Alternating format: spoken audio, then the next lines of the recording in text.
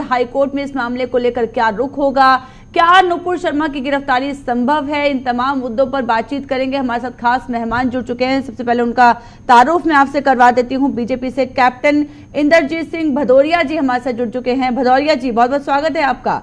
कांग्रेस से जयकरण वर्मा जी हमारे साथ जुड़ चुके हैं। साथ ही साथ सुप्रीम कोर्ट के एडवोकेट इक्रांत शर्मा जी हमारे साथ इस चर्चा में जुड़ चुके हैं। आप तीनों का मैं बहुत बहुत स्वागत करना चाहूंगी। सबसे पहले मैं भदौरिया जी का ही रुख करना चाहूंगी। भदौरिया जी, नुपुर शर्मा केस ट्रांसफर करने गई थी सुप्रीम कोर्ट और सुप्रीम कोर्ट से ही फटकार लगी है उनको। साफ तौर पर कहा है कि सार्वजनिक रूप से माफी मांगे वो।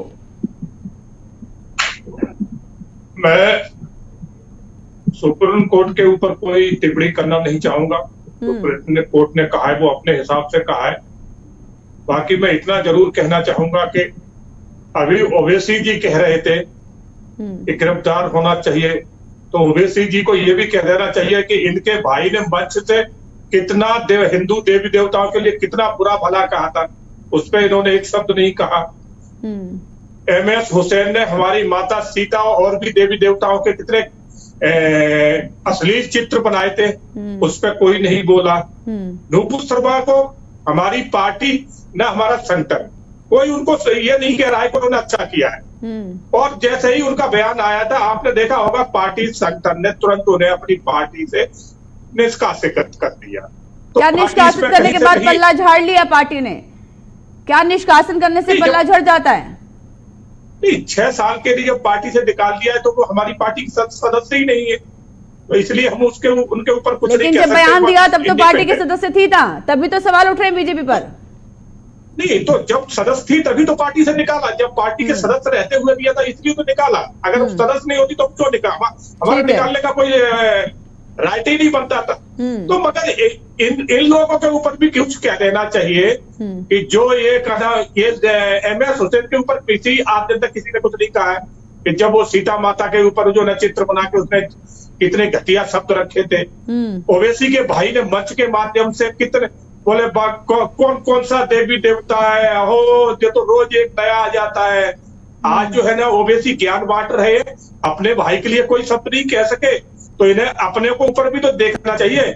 सिर्फ हिंदू अगर कुछ कह देता है तो उस पर सारे हिंदू भी, सेकुलर हिंदू जो भी है, जो अपने आप को सेकुलर बने घूम रहे हैं, ये भी खड़े हो जाते। बाकी हम तो खड़े ही खड़े हैं, ये भी साथ में खड़े हो जाते। मगर यहीं पर जब हिंदू देवी देवताओं का अपमान होता है तो इनके मुंह से आवाज नहीं निकली। भदौरिया जी, लेकिन 3 जून और 10 जून को जो बवाल हुआ देश में, कानपुर से लेकर उत्तर प्रदेश जो पूरा देश सुलगा, 10 जून को आपने देखा होगा कि जुम्मे की नमाज के बाद जो है जो यहाँ पर हिंसा की आग भड़की और लगातार मांग की गई कि नुपुर शर्मा की गिरफ्तारी हो, उसके बावजूद भी सरकार ने कोई एक्शन नहीं लिया। दिल्ली में दंगे हुए थे तब कौन सा नुपुर शर्मा ने बयान दिया था? जब दिल्ली में दंगे हुए तो वो भी जातिगत दंगे हुए थे।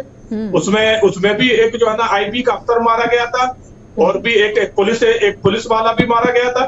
तब तो कोई नुपुर शर्मा का बयान नहीं आया था। ऐसे में गिनती कराने लगे तो 50 ऐसे मर्डर हुए।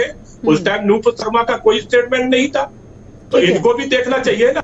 आज नुपुर शर्मा के उदयपुर जोड़ दिया, इससे पहले हुए तब तो नुपुर शर्मा का मतलब नुपुर शर्मा के लिए प्रोटेक्टिव है पार्टी, ये तो नजर आ रहा है। आप क्या कहेंगे? पार्टी की आज वो हमारी सदस्य ही नहीं है तो हम उनकी बात क्यों करें?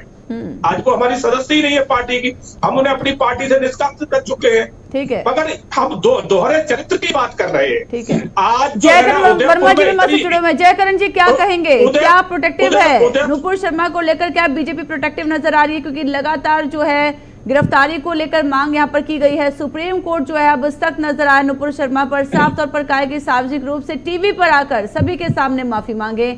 एक गैर जिम्मेदाराना रवैया जो है वो नुपुर शर्मा